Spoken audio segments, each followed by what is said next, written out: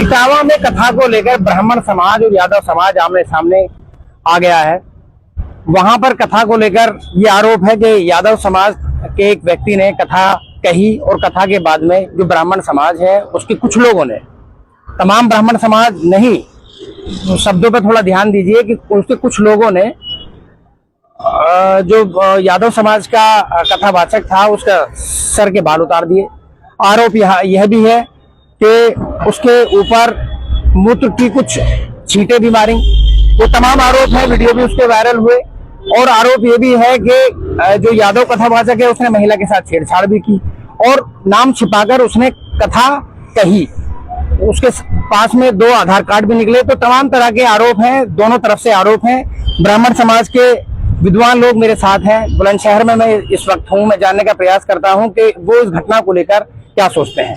क्या नाम है? मेरा नाम आदेश मुदगल। अच्छा मुदगल साहब, इटावा की घटना तो आपको पता ही होगी किस तरह से हुई, तो आप किस नजरिए से देखते हैं उसको? देखिए, इटावा की जो घटना हुई है वो बड़ी दुखद है, लेकिन मैं एक बात जरूर कहना चाहूंगा कि पंडित होना कोई ब्राह्मण जाति को प्रदर्शित नहीं करता। पंडित जैसे गुण उसमें होने चाहिए।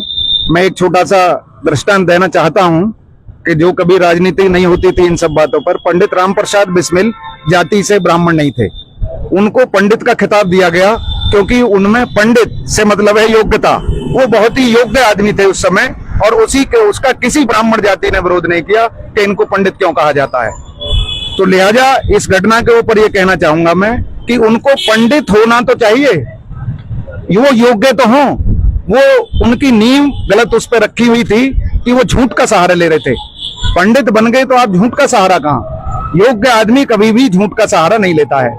सबसे बड़ा अपराध उन्होंने ये किया है कि अपनी जाति छुपाने की कोशिश की है। तो अपराध तो उन्होंने किया है, उसके बाद तो उसकी क्रिया की प्रतिक्रिया हुई है। और जहां तक बात जाति बढ़ाती है ब्राह्मण की, तो मैं ब्राह्मण जाति से हूं। मैं ये भी कहना देना चाहता हूं कि देखिए, दधीची भी ब्राह्मण जाति में पैदा हुए, किसी दूसरी में हुए हों।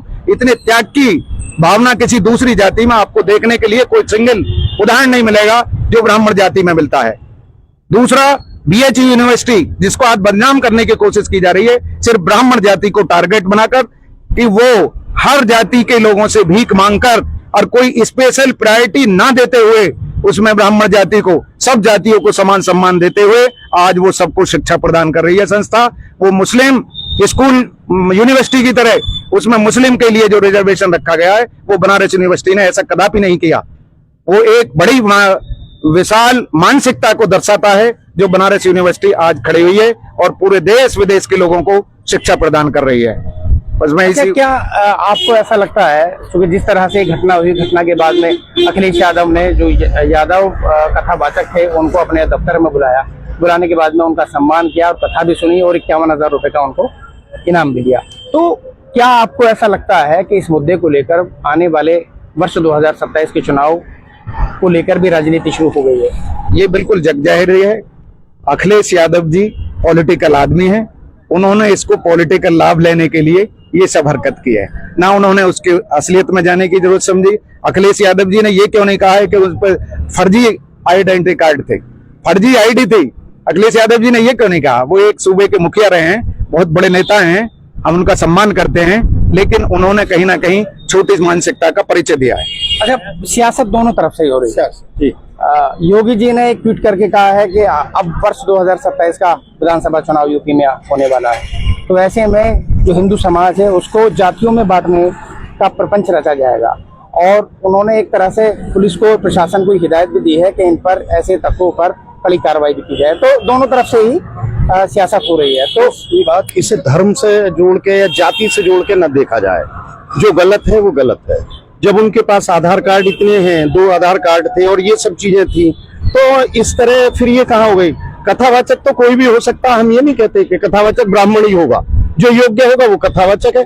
आप समझिए जैसे स्कूल में कोई टीचर है, वो पढ़ा रहे हैं, पढ़ाते पढ़ाते उससे कंटेस्ट हो जाता है तो वही कथावाचक हो जाते हैं। संत अलग चीज है, कथावाचक अलग चीज है। तो इसे उस तरह से जोड़ कर न देखा जाए। नहीं, जिस तरह से कथावाचक के बाल उतारे गए और आरोप ये भी है कि उसके ऊपर जो है मूत्र का छिड़का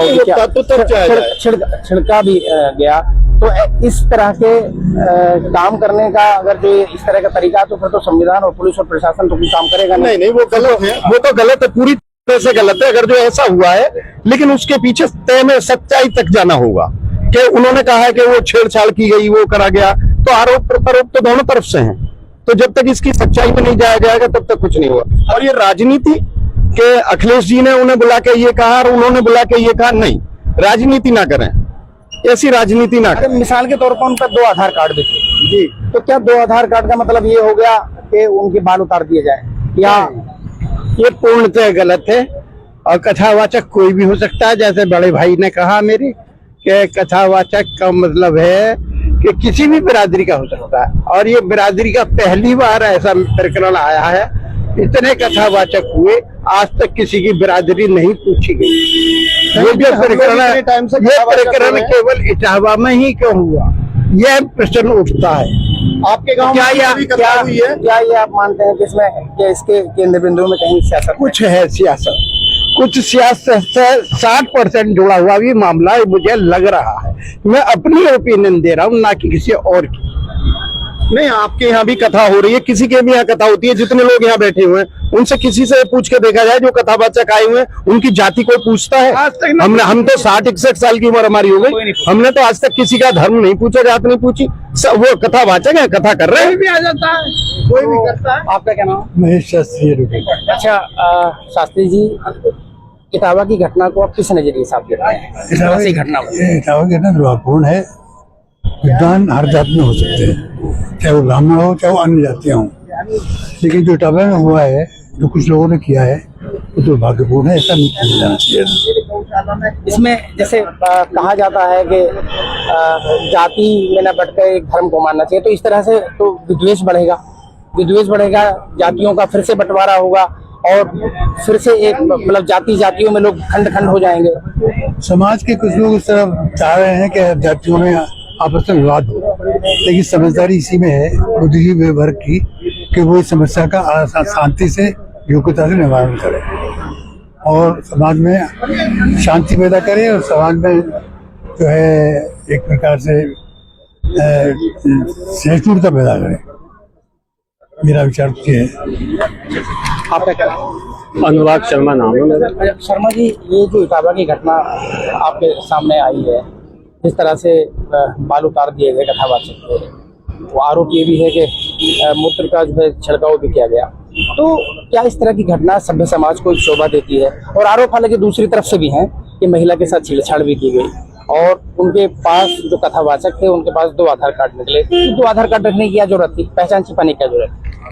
देखिए, कोई भी कथावाचक हो सकता है। ये जो एक सनातन धर्म है, इसमें हर तरह की शिक्षा लेने का सभी को अधिकार है, तो वो कोई भी शिक्षा ले सकता है, कोई भी कथावाचक हो सकता है, लेकिन मंशा उसकी साफ होनी चाहिए।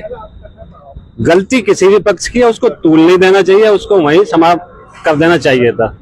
क्योंकि इसमें यादव, ब्राह्मण, इस पंडित, ये सब कोई मान्य नहीं रखता। कोई धार्मिक कार्य हो रहा है तो ये सब गलत है। कोई भी अगर राजनीति करना चाह रहा है तो वो भी गलत है इस मामले पर। पॉलिटिक्स आप मानते हैं कि इसमें पॉलिटिक्स हो रही है? मैं अभी नहीं मान रहा हूँ, क्योंकि अभी पॉलिटिक्स का कोई ऐसा खुला प्रचार अभी नहीं आया है। कोशिश यही होनी चाहिए सभी की, जो भी इसमें ज्यादा रोल अदा कर रहे हैं, कि वो इसको यही समाप्त कर दें।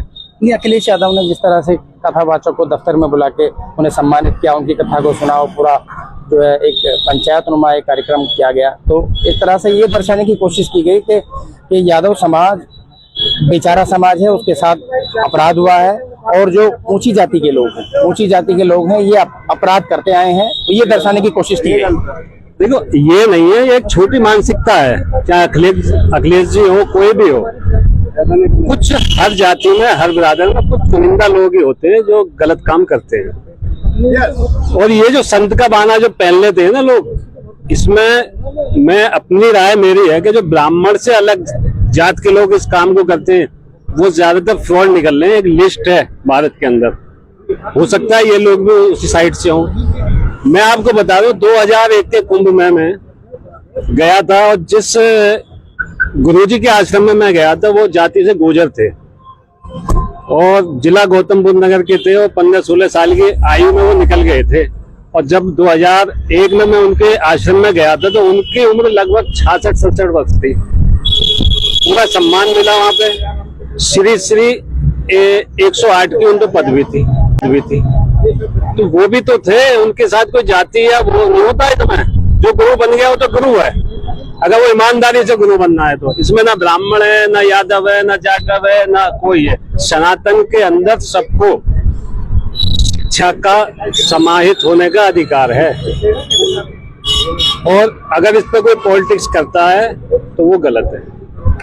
अगर कथावाचक को 1% गलत मान भी लिया जाए तो ये कौन किसको अधिकार देता है कि उसके बाल को मोड़ दिए जाए, उसको मूत्र का छिड़काव कर दिया जाए? क्या सभ्य समाज में ऐसे कार्य को स्वीकृति दी जा सकती है? नहीं, ये गलत है। कोई भी आदमी को ऐसा नहीं करा, गलती उसने करी है। मतलब ब्राह्मण और यादव को छोड़ दीजिए, कोई भी हो, ब्राह्मण और यादव को एक तरफ रख दीजिए, एक सामान्य इंसान की तरह सोचिए कि क्या इस तरह की सभ्य समाज में इस तरह की स्वीकार्यता नहीं होनी चाहिए? नहीं होनी चाहिए। इसके लिए कानून बना है। कानून अपना, अगर उसके आधार कार्ड 2 है और वो उसने महिला के साथ भी छेड़छाड़ की, तो कानून बना है, पुलिस है, प्रशासन है, संविधान है, ये तमाम चीजें हैं, तो एक सिस्टम काम करता है उसके लिए। आप गंजा कर दोगे किसी को, वो गलत बात है। जो कानून अपना दे रहा है, जो गलती करे वो सजा मिलेगी उसे। कोई भी आदमी, इसमें जो आयोजक हैं उस प्रोग्राम के, इसमें उनकी भी जिम्मेदारी बनती है,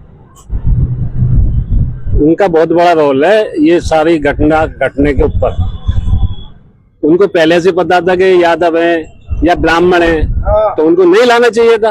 और आते रहे होंगे, वो आते रहे होंगे पहले से भी, वही नहीं उस पूरी सोसाइटी में आते रहे होंगे। देखिए आप लोगों के माध्यम से जैसा हम लोग देख रहे हैं कि ये किसी ब्रह्माणी के मूत्र का छिड़काव करके उसको गंजा करा गया या उन पर वीडियो आया है, जो भी है तो वो गलत है। ऐसा नहीं, हमारी बात पे यकीन मत कीजिएगा, एक्चुअली वीडियो इतना प्रसारित हुआ है, वो घर घर मोबाइल वीडियो।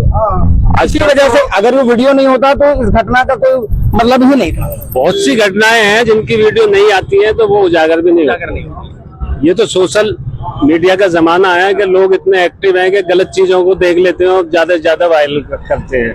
अगर ऐसा हुआ है तो बिल्कुल गलत हुआ है, ये इंसानियत के खिलाफ है। तो ये ब्राह्मण समाज के कुछ विद्वान लोग थे जिनका साफ तौर पे कहना है कि ये जो घटना है ये जाहिर तौर पे नहीं होनी चाहिए थी। किसी को इस तरह से अपमानित करना, उसके साथ क्रिमिनल व्यवहार करना, ये कदापि उचित नहीं है। इसके लिए बाकायदा एक सिस्टम है, एक कानून है, एक संविधान है, वो बाकायदा काम करता है। और रही बात कथावाचक की, तो कथावाचक को भी अपनी पहचान छिपाकर और ये तमाम तरह के जो आरोप हैं जो लगाए गए हैं, इनसे बचते हुए अपना काम कर लेना चाहिए। शाहनवाज चौधरी, न्यूज़ 24, बुलंदशहर।